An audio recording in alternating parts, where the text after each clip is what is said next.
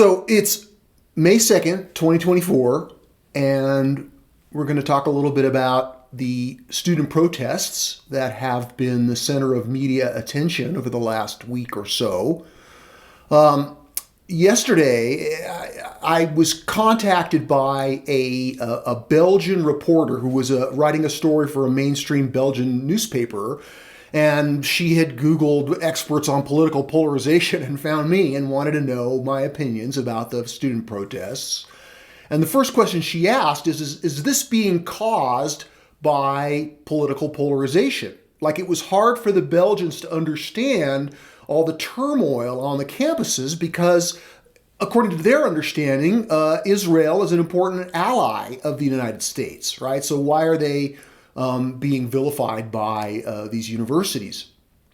And so I explained to her that what we were seeing in the campus protests was a kind of a window into the current state of the progressive postmodern worldview, and that the protests couldn't really be understood correctly without the larger cultural context of their expression. And so I explained that the student protests, in some ways, from a big picture, stem from the same causes, or one of the main causes of political polarization, but they're not being caused directly by it. In other words, I explained that a significant reason that the United States is polarized is over the last 60 years, a new worldview, a new significant cultural structure has emerged. It's matured over the decades and now represents a discrete form of culture which we can identify with the label the progressive postmodern worldview. And this worldview originally became democratized through protests in the 60s, and the spirit of dissatisfaction with the status quo has animated it from the beginning. And I explained to her that, at least from my perspective, this progressive postmodern worldview has brought many very important moral forms of progress to our culture, and that at their best, the students who are protesting aspire to represent the conscience of our civilization, right? In other words, war is a horrific condition in the world that deserves to be protested against, and we want to protest war wherever we see it. Human suffering is certainly another very legitimate focus of protest and dissent. And perhaps even in some cases disruption. Human suffering creates urgency, moral urgency and physical urgency. So I explained that the impulses for world-centric morality, which have in some ways been the leading light of progressive postmodernism from its beginning, right? Really we can see it beginning to emerge over a century ago, but it becomes, as I said, democratized in a major kind of public cultural structure in the 60s. And although some estimates have tried to kind of pigeonhole it into the far left, it represents 12%.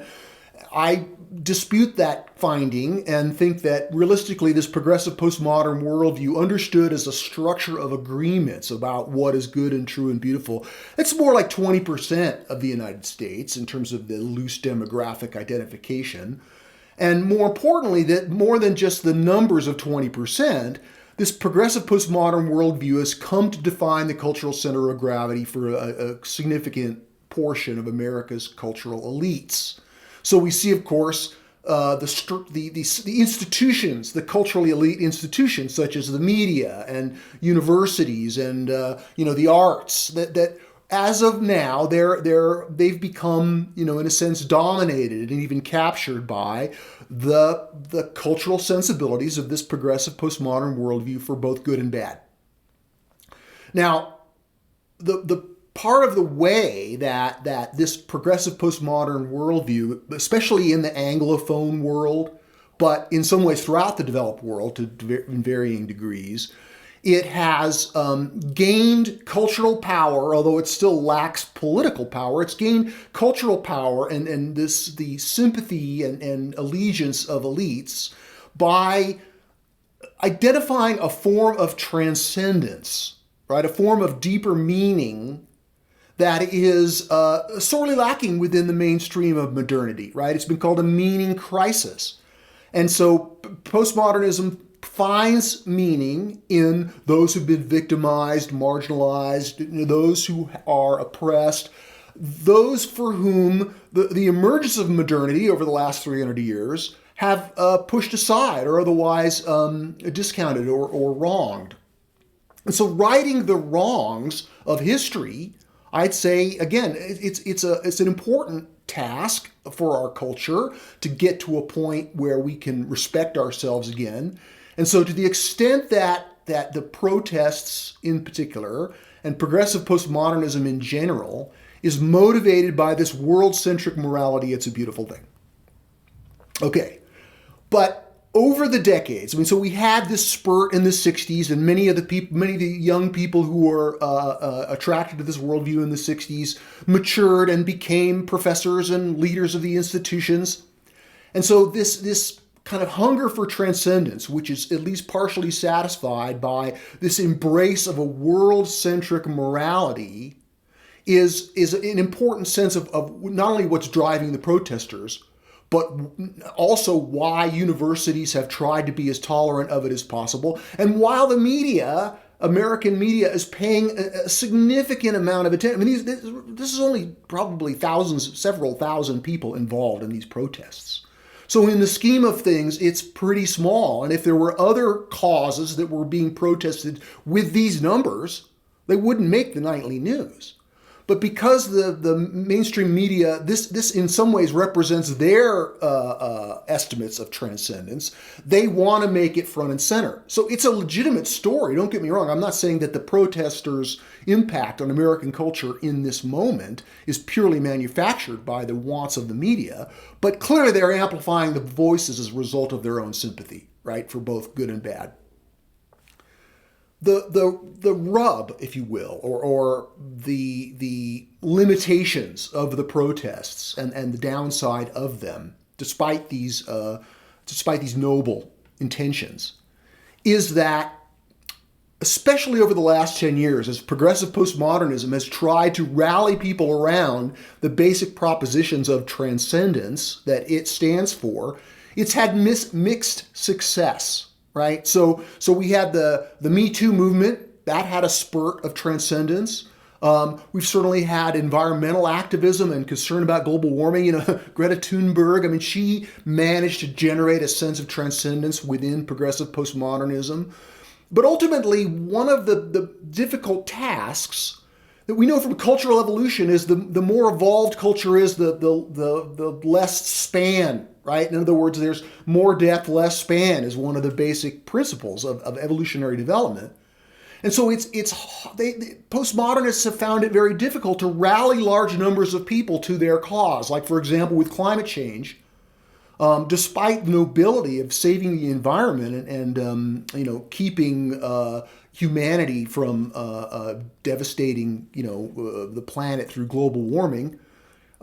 It's been very difficult for them, for the left, for progressive postmodernism, to gain political will around climate change, right? And others, Me Too kind of faded out, right? It's hard to sustain these propositions of transcendence.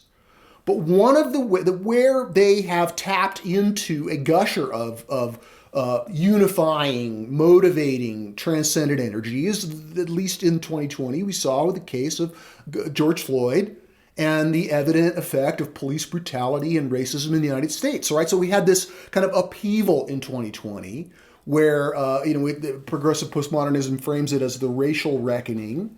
And I think some good things have come out of that and some bad things have come out of that. Obviously, there was the pressure cooker of the pandemic. There was 4 years of the Trump administration.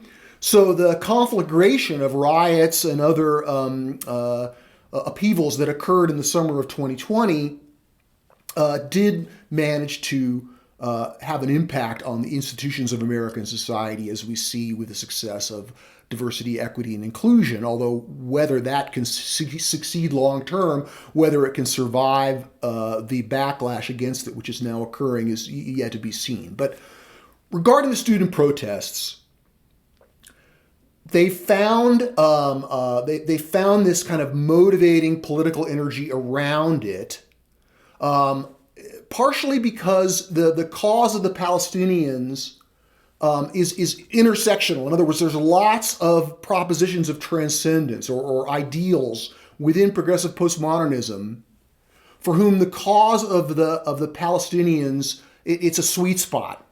Because it not only is a group of people who are suffering and a war that's being perpetrated, but it's also the perpetrators are seen as the United States and its client state, right? So we hold ourselves, of course, to a greater sense of morality than we can hold other people. So the Uyghurs, who are arguably far more innocent in their suffering than the Palestinians, have not been the subject of progressive postmodern concern. It doesn't push the buttons of political outrage for beyond passing concern within progressive postmodernism,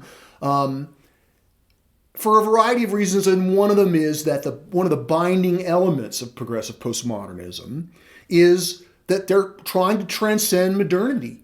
They're not just trying to transcend modernity's pathologies. They're trying to transcend modernist culture altogether, right? Modernist culture is sort of the villain, the oppressor, the polluter, the enemy of progressive postmodernism, and the kind of the villain around which many of their initiatives are organized, for both good and bad, right? I mean, from an evolutionary perspective, we can see how modernity is necessary. That this a culture of liberty and prosperity is a prerequisite to progressive concerns and progressive culture in general. But that's another, it's another talk. What I can say with regard to the protesters is that part of the reason that the Palestinian cause is a sweet spot is that it triggers a sense of loyalty to what perhaps is best described as reverse patriotism, right? So there's anti-modernism is a motivating kind of underlying value for progressive postmodernism, and that this anti-modernism manifests itself as a kind of an aversion to the United States, which is in some ways the greatest modernist nation and the kind of the leading proponent of modernity throughout history. So naturally, this sense this sense of reverse patriotism has kind of two ends to it. On the one end, we have this world-centric morality, wherein a sense of being a global citizen, a sense that everybody counts and that Americans are not more morally valuable than people in other countries, and that we want to transcend nationalism and all of the evil that it's and the mischief that it's created in the world. So world-centric morality naturally goes with a sense of globalism, and thus an aversion to nationalism, and hence an aversion to patriotism. But there's another end to it too. Besides the noble world-centric, we also have the ethnocentric. And increasingly over the last 10 years, as progressive postmodernism kind of collectively as a culture, right? I mean, it probably is occurring at an unconscious level. But within progressive postmodernism, this part of the way they've been able to tap into the power of for example, the racial upheaval of 2020, was that they've combined this noble world-centric morality, which gives them the moral high ground in many important ways, with a kind of an ethnocentric us versus them. Let's find a new group that we can hate. The us versus them involves, white people and everybody else. So that kind of undercurrent of progressive postmodernism, which is a revision of racism against white people, which is evident in DEI. I mean, there's all kinds of euphemisms. But again, part of the backlash is to identify how racist many of the at least ethnocentric tropes within progressive postmodern culture are. So in the case of the Palestinians, of course, where they're making common cause with the Palestinians, and the Palestinian people, especially in Gaza, are very much led and loyal to Hamas. And, Hamas is in some ways indistinguishable from the Islamic State in terms of their their motivation, their tactics, their obstinance, their militancy, their unwillingness to surrender, their religious motivation. It's hard to distinguish between ISIS, which the world unequivocally condemns, and Hamas, which has now been embraced, as a sort of innocent party by, at least that's the impression that many of these protesters give. And so, although they have it's much easier to motivate people at an ethnocentric level because it taps into evolutionary psychology, right? In other words, that us versus them, let's, circle the wagons in our group and get solidarity because there's this common enemy. That's thousands of years old. And so it's much easier to trigger that kind of solidarity than it is the more ephemeral and abstract idea of world-centric morality. And so, in a sense, because the rest of the United States sees these protesters and sees them championing Hamas, and in a sense, despite many of their best efforts, this kind of tone of anti-Semitism has been introduced and is evident in, among the ethnocentric elements, right? So we have world-centric elements, ethnocentric elements, we have mixed. But the world-centric elements, because they're making common cause and because they have this oppressed, frame, they are their ability to purge the ethnocentric elements within their midst is basically, they have no ability to do that, right? They don't have the moral resources to be able to say, hey, we're here because everybody counts, and we're not going to be dragged down into this kind of ethnocentric hatred. But nevertheless, the dilemma is that it's that very ethnocentric hatred that gives them the juice, right, which they are using to create an international stir, right? So again, it's not all bad, it's complex. But the irony is, at least in my opinion, that when we look at the Palestinians and say, look, these are suffering people, clearly they're being wiped out by this war. They're caught between the anger of Israel and the fact that they're, in a sense, hostages of Hamas, right? The Palestinian people in Gaza are being used by Hamas as a tool of their own political ends. And the more people that die and the more people suffer, the more those nefarious political ends are served. In the United States, this dilemma of the Palestinian cause, and the irony, as I mentioned, is that the way for the Palestinians to become thoroughly liberated in a permanent way that can escape the craziness of Israeli-Palestinian politics and the larger context of the battle between modernity and Islamism is to pursue a strategy like Gandhi pursued in the liberation of India, or like MLK pursued in the first generation of the civil rights movement in the 60s. That was a pure, both of those, both Gandhi and Martin Luther King, both expressed this world-centric morality and the political tactics. And we could also mention Nelson Mandela. The political it's a well-developed strategy of moral high ground, but it's got to be purged of ethnocentrism, and it has to be thoroughly committed to nonviolence.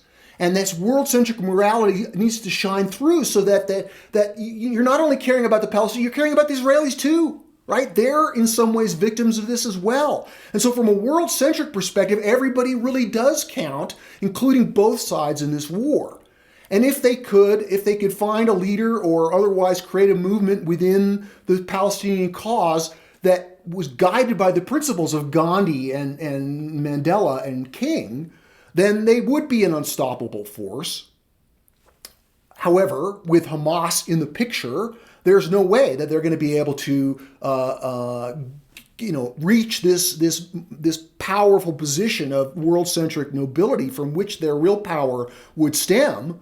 That power is completely sabotaged at every turn by the presence of these horrific, hateful, ethnocentric elements that represent a much earlier time in history. So the idea is that if the leaders of progressive postmodernism in the United States were to be able to understand from a developmental perspective the odd political bedfellows of ethnocentrism and world-centrism, and find a way to purge the ethnocentrism and embrace the worldcentrism more thoroughly, they'd find that they had the political power to garner worldwide sympathy in a way that would really change things. But in their current situation, short of doing that, they're basically part of the problem. And the biggest problem of all is that these protests and this upheaval that's going on right now is an ongoing campaign commercial for Donald Trump's candidacy. In other words, in the moment of passion, right, they may want purity. They may want to reject modernity and reject Joe Biden and reject the Democratic Party. But obviously, if Trump is elected, that's not going to redound to their political interests. That level of strategic, calculation is not really what this is about, I understand. It's a cry from the heart. But still, if this cry from the heart results in Trumpist populism, then that's something that progressive postmodernists need to own. They need to take responsibility for that. I mean, in the larger scope of history, we can see how the rise of progressive postmodernism indeed has polarized the American society and led to Trump. Almost every word that comes out of Trump's mouth is a sort of a statement of antithesis to progressive postmodernism, right? He is the candidate who the base of America is poised to elect as their cultural bodyguard, because they feel this rejection and this vilification by progressive postmodernism. Now, all of this is evolutionarily appropriate in some ways. All of this is somewhat inevitable, and I believe it will lead to the good. Progressive postmodernism is discovering the limits of its own cultural antithesis through these protests. And that the fact that Green's militancy will result in Trump, that again, going back to more death, less span, those who support Republican populism, Trumpist populism, that's a big base, right? Not just Trump's base, but the currently 51% of Americans who are ready to vote for Trump, despite his horrific characteristics. So understanding the larger upheaval of the postmodernists with the Palestinian cause, why they have circled around the Palestinians as the new George Floyd, and how this will lead to the backlash on many levels that we're experiencing now, and how that very problem is in a sense highly stimulative for what we ultimately need to do to overcome the whole thing, to overcome the negative aspects of progressive postmodernism and the negative aspects of Trumpism, and that is to grow as a civilization and begin to build this next synthetic worldview that is emerging now beyond the progressive postmodern worldview. I mean, in the same way that progressive postmodernism has emerged over the last 60 years, it's not the end of history. Something comes next. And what comes next is the ability to find a kind of a synthesis that can take the best and leave the worst of all of these various cultural structures.